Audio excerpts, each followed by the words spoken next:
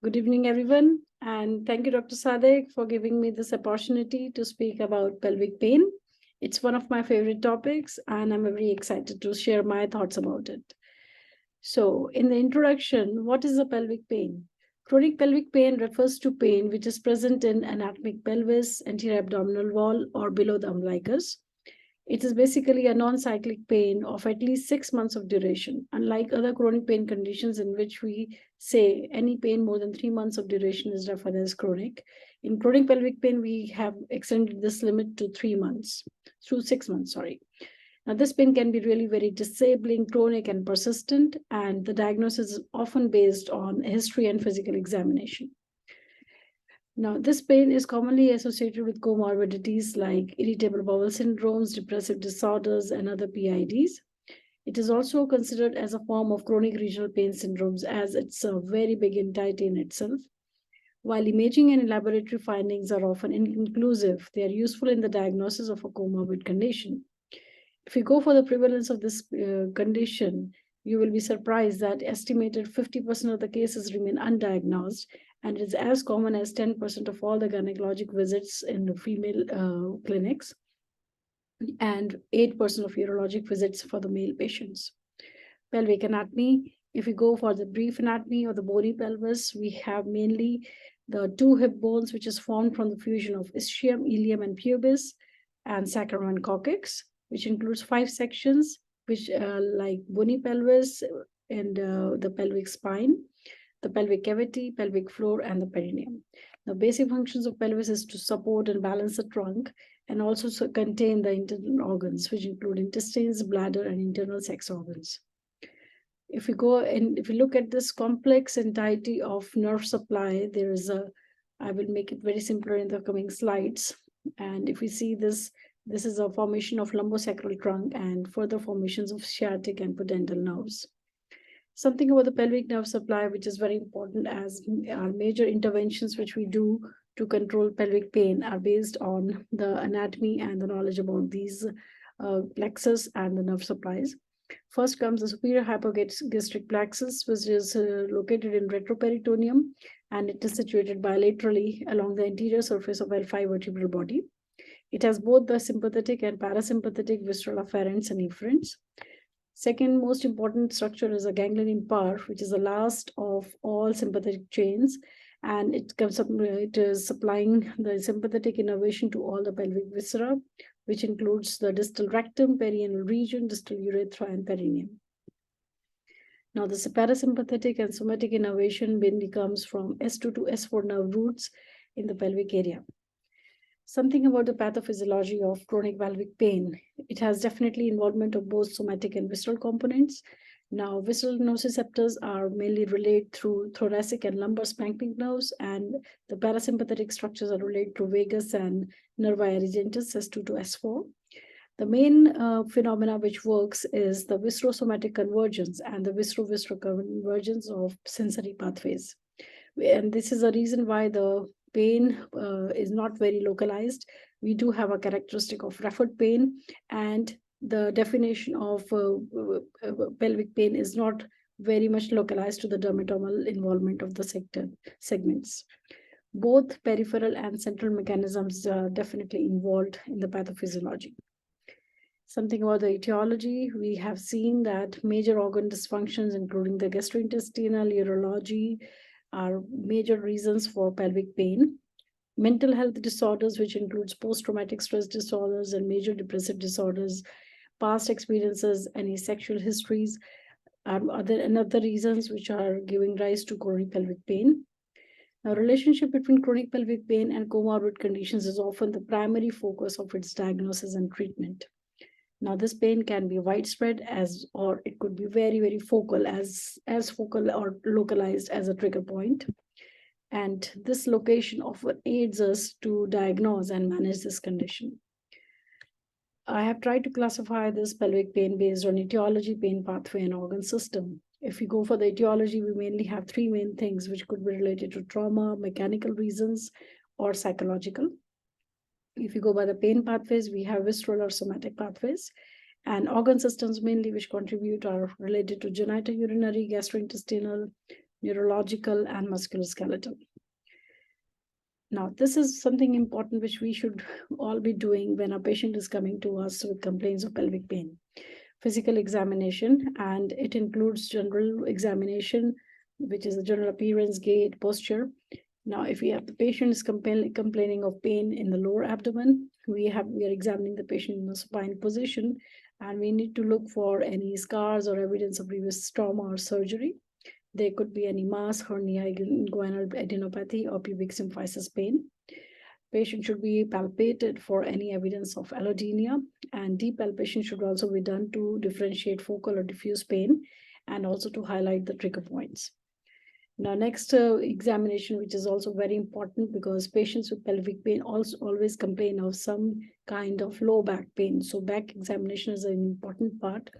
It is done in sitting position to see the curvature of the spine or any evidence of another previous surgery or injuries.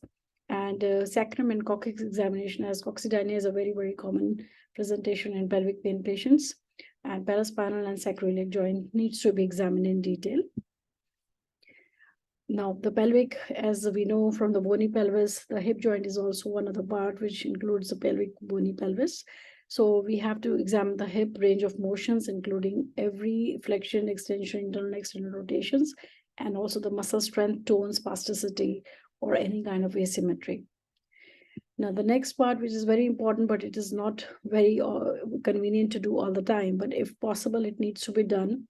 The general examination of external genitalia for any lesions, abrasions, erythema, or if possible, internal examinations needs to be done to rule out any problem related to the internal sex organs. Now, there are some methods which we can use to evaluate the pelvic floor muscle function and strength. Function of the muscles is important to know, and about the strength of the muscles and also the ability to contract. Now, method to measure the ability of contract can be done clinically, or it could be done by any vaginal palpation. Some methodologies like ultrasound, MRI, and EMG are also helpful in diagnosing that. Now, to measure the strength, we can do it by a manual examination or by manometry, dynamometry, or use of cones. I have just enumerated few causes for acute differential diagnosis for acute pelvic pain, which needs to be deal with in urgent basis and referred to the proper facility to do that. These are certain conditions like ectopic pregnancies or ruptured cyst, torsion of ovaries, and uterine pelvic inflammatory disease, which can be, if treated in time, can be somehow life-saving. This is somehow the differential diagnosis of female pelvic pain, which is quite enumerate, but it involves a major four organs, which includes our gynecological, urological, gastrointestinal, and musculoskeletal. We'll go each system in detail in the coming slides. And again, the differential diagnosis for chronic pain in men, it is mainly related to the pelvic tension myalgias, interstitial cystitis, inflammatory bowel disease.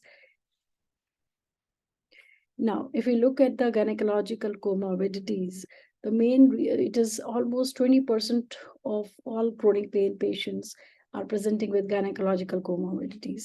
Main two reasons which contribute are endometriosis and pelvic congestion syndrome.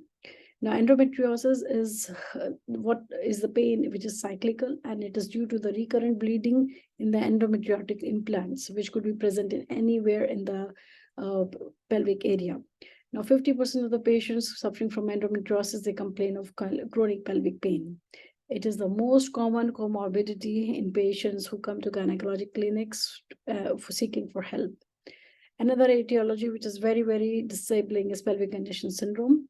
The pain is mainly because of engorged and dilated pelvic veins, which causes the decreased venous shout. I have a slide to show that what exactly it is like. So if we look at this, the normal anatomy, we see the ovarian veins. And if you see on the right side, the ovarian veins are dilated because of a valve failure or obstruction to flow.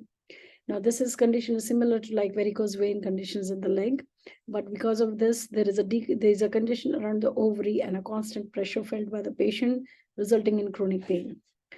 The diagnosis is very much made by ultrasound followed by MRI, but the gold standard is pelvic venography. And it is treatable by doing the embolization of pelvic veins and also by some medications to control pain. Now, this is a diagram to explain something about the endometriosis, in which we can see there is a lot of inflammatory markers involved, leading to peripheral inflammation and sensitization. And this can lead to enhanced pelvic nociception, and which may lead to central sensitization in future. So this is a diagram to show something about normal pelvic floor muscles. And if we look here, we have the levator ani muscles comprising of pubococcygeus and iliococcygeus muscles. Now, this is a normal diagram, and this is how this pelvic floor supports our internal sex organs. Now, something about the pelvic floor dysfunction, we can see if the normal floor is not able to support all the organs, we have a leaking pelvic floor leading to incontinence, prolapse, and very painful condition. Another topic which I would like to speak about is pelvic pain during pregnancy. Now, common areas for pelvic pain during pregnancies are related to changing body mechanics, shifting the center of gravity, and definitely the changes induced by hormonal imbalance during the pregnancy. If we see, the major points of pain are near the pubic symphysis and the hip joints. In the back, if we see, the main areas are lower back and the sacroiliac joints. I've included this chart to just enumerate some medications which can be safely used during pregnancy and during lactation. We have a lot of confusion about all the neuropathic medications. Now, Lyrica and tricyclic antidepressants are definitely a no during the pregnancy, but gabapentin can be used if a patient has some requirements or if the patient is using it for a long time. Opioids are always a controversial topic, but if needed, they can be used, and the safest one are buprenorphine patches and methadone. But we have to be mindful about the neonatal opioid withdrawal syndrome if it is given during the pregnancy. Among the urological causes, the most important thing which we come across is the interstitial cystitis. It presents like a UTI, but with a negative urine culture. It's a very painful bladder syndrome, and a lot of pelvic discomfort is there. We deal with this in a stepwise approach, but our main role lies during prescription of neuromodulators and maintaining patients' mental health. So this is something about the interstitial cystitis. Patients have UTI-like syndromes, and it is treatable to some extent, but yes, it does lead to a chronic pain disability.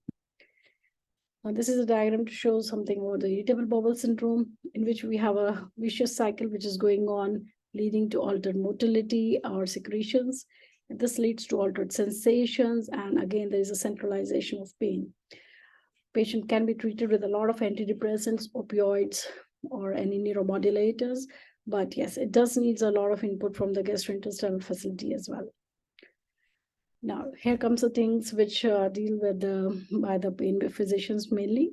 And musculoskeletal reasons for pelvic pain includes sacroiliac dysfunctions, pubic symphysis pain after delivery, coccydynia, and lumbar spondylosis. In terms of neuralgic pains, we do have compression of ilioinguinal or iliohypogastric nerves, mainly after post-surgical patients. We also have incidences of genitofemoral neuralgia and pudendal neuralgia as reasons for disabling neuralgic pain in the internal organs. Another thing which is important is the myofascial pelvic pain. It looks very simple, but this is one of the major reasons. When all other systems are ruled out, patients are suffering from myofascial pelvic pain. Now, pelvic floor tension myalgia comprises like a levator ani group of muscles. It is causing pain in the paravaginal and perirectal areas. Now, this pain can also be felt in lower abdomen and suprapubic areas, also in the coccyx and posterior thigh. Piriformis syndrome can also present with like referred pain in pelvic area, and it's very well treated by simple injections. Now, in myofascial pain syndromes, we generally have a physical therapist helping us with myofascial manual soft tissue release and also in activating the trigger points. So this is a chart to see how to follow a pathway for managing a patient with a pelvic pain. We do have a very good evidence of behavior therapy, which includes CBT. It's a level 1 evidence in managing patients with pelvic pain because a lot of psychological component and a centralization of pain is there. Physical therapy has a very important in because pelvic floor strengthening and ultrasound, it is known to have effects in treating pelvic pain. Pharmacology relies on the use of NSAIDs, muscle relaxants, neuromodulators. Role of opioids is very limited, and if it is there, it has to be only for a very short while. Now, in interventional procedures, we are doing a lot of interventions which can be done fluoroscopically and ultrasound guided. And there are advanced procedures coming up, including radiofrequency ablations, neurolytic blocks, even the neuromodulation therapies, including DRG, and also the implants. Surgical options are often definitely there if a diagnosis of endometriosis or other cancer situations are there. So in medical management, there are two approaches to deal with a patient of pelvic pain. First is to treat the underlying disorders, and second is to treat the pain. So treat the underlying disorders definitely requires a collaboration of different facilities, including gastrointestinal, urological, and definitely the gynecology. Now, some level of evidence, medical therapy alone may not be sufficient because it's a very complex situation. Patients do have good relief from hormonal treatment, especially when the diagnosis is endometriosis, and there is a good level of evidence for that.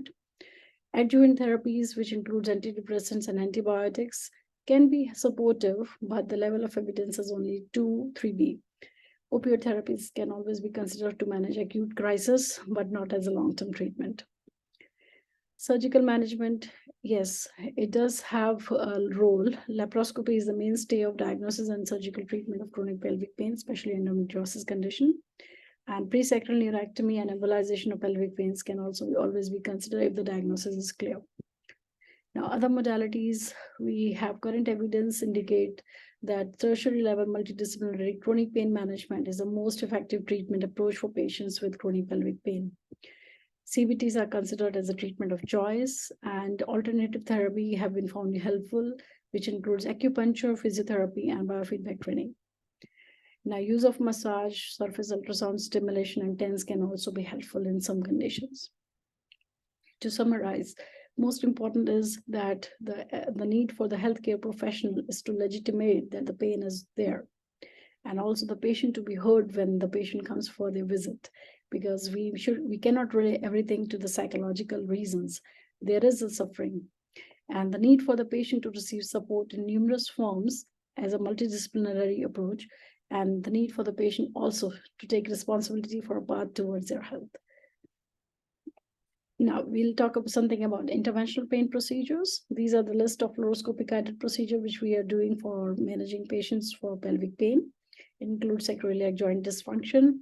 Now, this can also be done by ultrasound guided, ganglion impart neurolysis, caudal epidural steroid injections, superior hypogastric plexus blocks, and dorsal root ganglion implants. Now, some of the procedures which are very commonly done by ultrasound guided are nerve blocks for ilioinguinal, iliohypogastric nerves, pudendal nerve blocks, genitofemoral nerve blocks, myofascial trigger point injections, and piriformis muscle injections. Now, I've included some slides to just give an overview of injections which we are doing commonly in our pelvic pain.